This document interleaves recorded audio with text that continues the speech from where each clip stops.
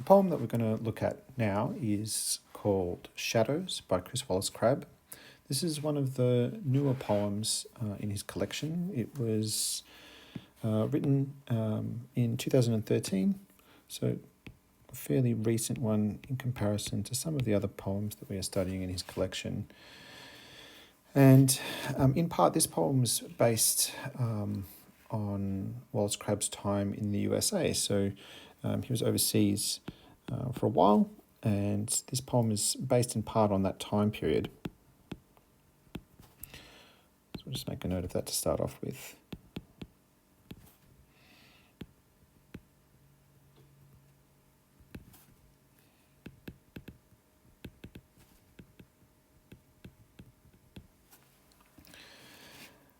Now, like quite a number of the poems in his collection, this one is entitled Shadows, and it plays on that idea of light and darkness, very similar to some of the other poems in his collection, like In Light and Darkness and The Swing. So he looks at it, I guess, in a slightly existential way to begin with, but some broader images that are evoked by this idea of shadows are also explored in this poem. So we have, for example, the idea that they are infinite, that they're insubstantial.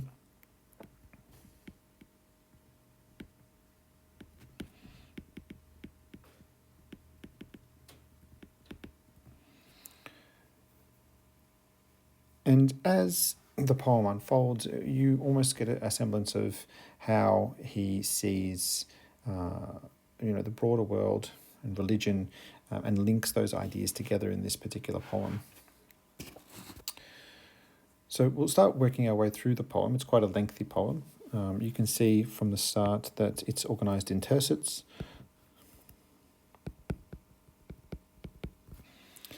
And in terms of the structure, many of the verses conclude syntactically at the end.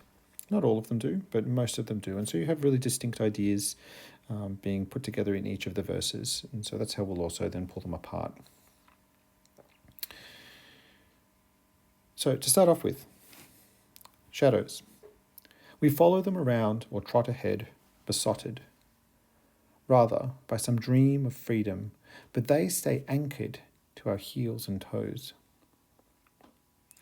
So being quite literal here in his description of the shadows. Even a factory may lay claim to one which, in flat parody, will serve to add a cloak of shoddy dignity. And here he's talking about the power of shadows and the effect that they can have. So whilst they stay anchored to our heels and toes, they're always there. They can also serve in a flat parody, in quite an amusing way, to add a cloak of shoddy dignity to something which may seem quite dull, like a factory. Let's read ahead. For a sundial, say those my father made, the swivelling triangle of shade becomes a clock, distinguished by pure silence. When you reach the equator, if you do, you can pretty much find yourself standing calmly on top of most of one, your own personal double, that is. But they learn self-denial, abnegation, on any day with solid banks of cloud. The cinema is built on them, of course. We sit and gawk at dames with cigarettes cavorting on the screen of Plato's cave. But long ago, in a vertical, foreign city, I spoke to the living shadow of myself, both of us in herringbone overcoats, and then again a few weeks later, 1 block east. No, that was quite enough. I want to be the one I really am. Shadows are marvellous for photographs, those good old artful ones in black and white. I had dinner with Walker Evans once. Only the shadow of what he once had been, as a metaphor might say of him, but he's gone off long since to join the shades, as have too many of my friends, When they peer back these days at their former lives, what sort of insubstantial echo would they see? Where I think myself standing, featherlight, translucent, grey, ungracious, or hardly a skerrick of what they once had thought. Evening, the sun tips us all back into shadow, reminding me that we are something less than our chunky, colourful, diurnal selves. And still we reach out for the ghost of truth.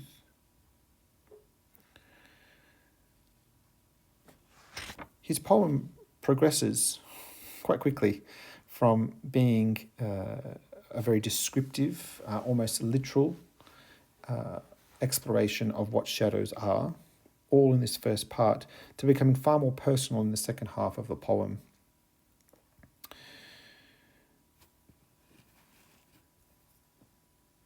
Early on in the poem, when he's talking about the cinemas, for example, he makes a reference to Plato's cave, just here, whilst alluding to how cinema works and that playing of light.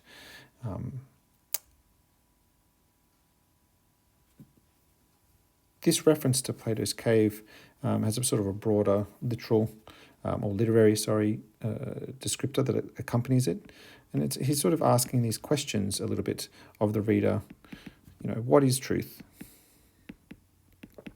Something that was often sought out in Plato's cave. But as the poem progresses, we see that he's asking himself a few of these different questions as well. And these also tie back to some of the other poems that we see in his collection.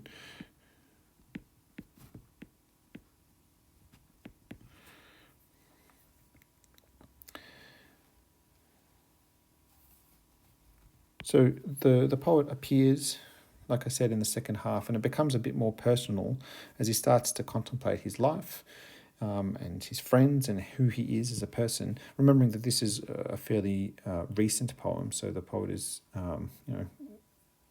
far along in his life and is able to look at it with more retrospect.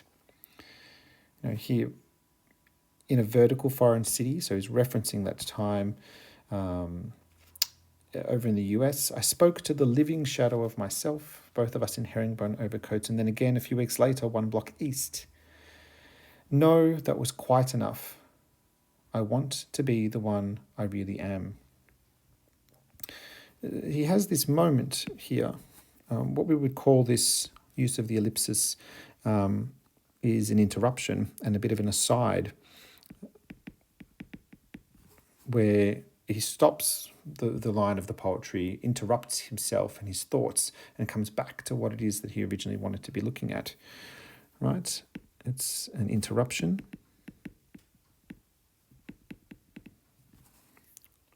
In the first person.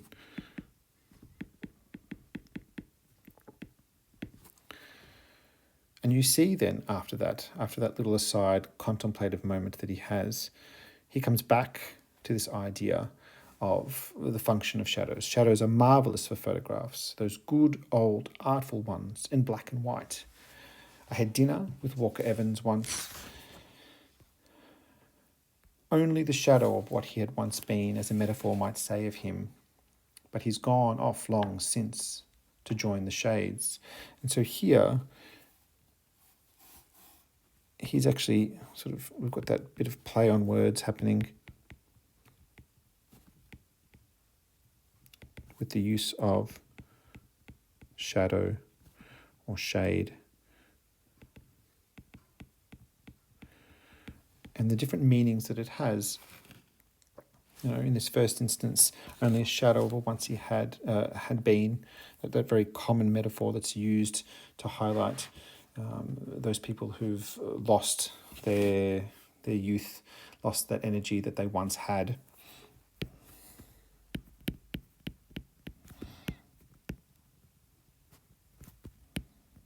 And this makes a lot of sense if you consider, Wallace-Crabbe is, no longer a young man himself when he's writing this. And so he is contemplating a little bit on his life and his age and looking back on all of those things. Here, the metaphor of, joining the shades, passing into death.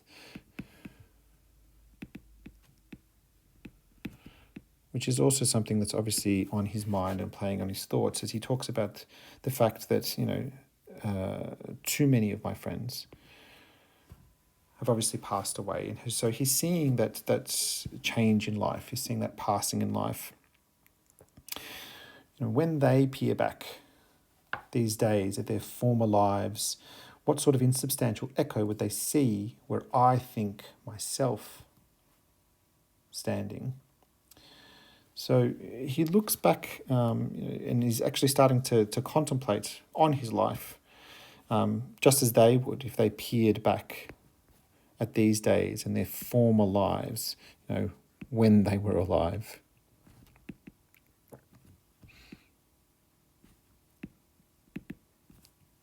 And this it's quite a critical sort of description of himself here. What sort of insubstantial echo would they see where I think myself standing? Right? It's almost as if he's contemplating that he's no longer the man he used to be.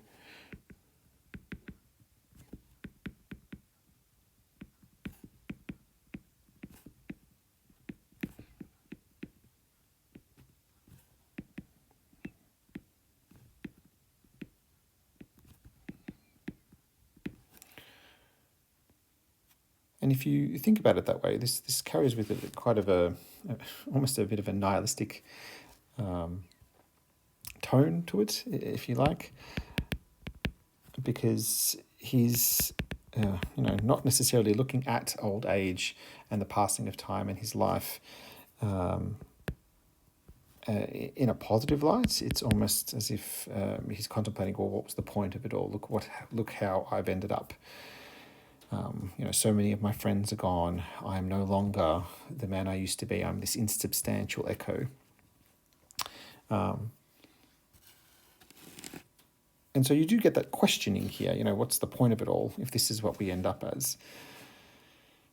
And he goes on to then use quite a lot of descriptive adjectives here, particularly in this section, to describe himself, to describe what happens to people as they age, featherlight, translucent, hardly a skerrick or a shred of what they had once had thought. So this slow dying away or withering away that comes with old age.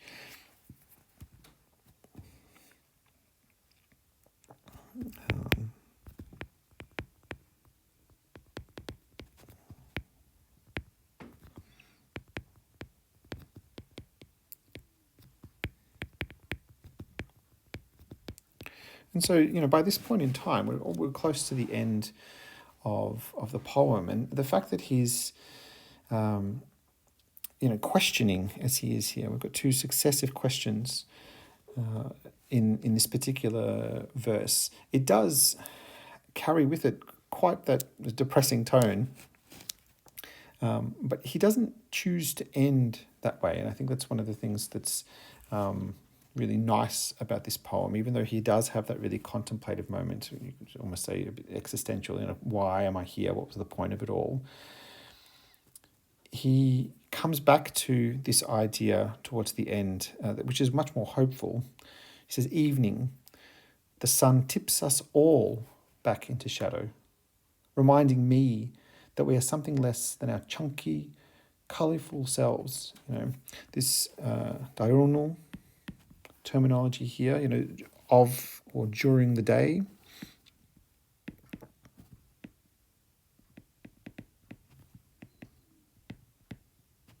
The version of ourselves that is there during the day, the colourful self, the chunky self, if you compare this to the featherlight that we have up the top here,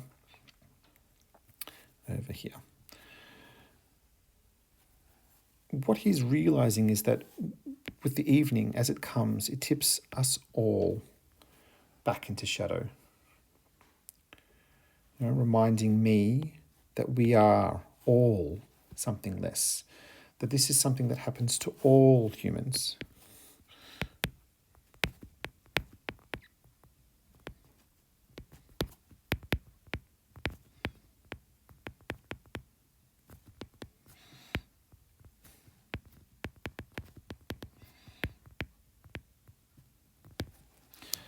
And so nature, that idea of shadows, has reminded him of that. It's reminded him of that idea that, yes, even though this is that natural cycle of life, the day starts, we live through our day, we have evening, it tips us all back into shadow, and so time passes.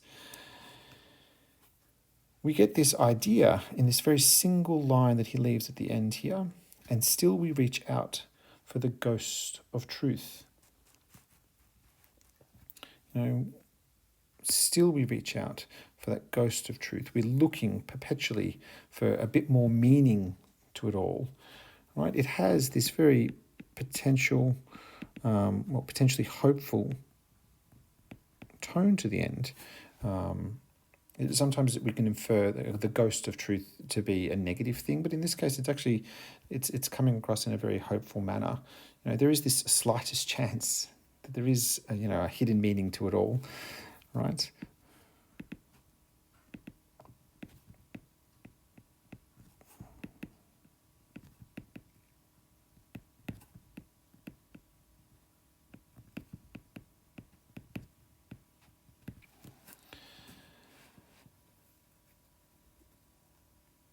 So this poem, as I said, it forms part of a group within his collection that we're going to look at that do play on this idea of light, and how Chris Wallace-Crabbe uses light to explore some more broad ideas around what it means to be in this world, and how he's dealing with these changes in his life.